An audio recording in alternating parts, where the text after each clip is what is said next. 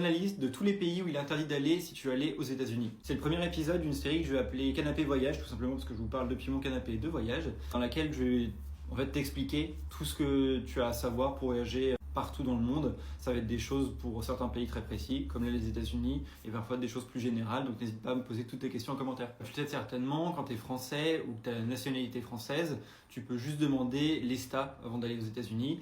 Donc tout simplement, c'est une exemption de visa que tu peux avoir qui se fait sur internet. C'est très rapide et ça coûte pas très cher, je crois que c'est une trentaine d'euros si je me souviens.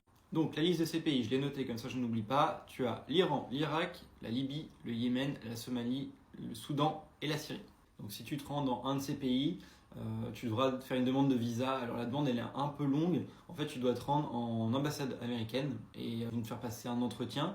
Et en fait pendant cet entretien tu vas devoir montrer que tu as bien été dans ces pays-là uniquement pour des raisons de vacances. Donc comme je le disais, pour ces pays, au final, si tu y as été avant, ou si tu as le droit d'y aller avant, il faudra juste aller à l'ambassade américaine, prendre rendez-vous avec eux pour avoir un entretien, et à la suite de cet entretien, c'est là où ils vont te donner le visa ou pas au final. Du coup forcément ce sera plus cher, c'est un visa, et il faut prendre rendez-vous dans une ambassade, donc il n'y en a pas partout en France, donc je pense qu'il n'y en a que à Paris d'ailleurs.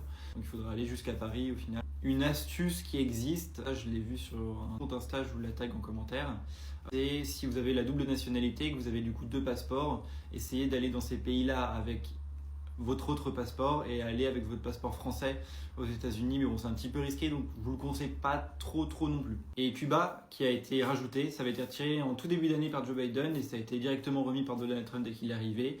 Donc de nouveau Cuba fait partie de la liste noire des pays où il ne faut pas aller si tu veux aller aux États-Unis, en tout cas il ne faut pas y aller avant. Et bien sûr, n'hésite pas à liker et t'abonner pour ne pas manquer les prochaines vidéos de la série et pour avoir tous les moyens conseils voyage que je poste tous les jours.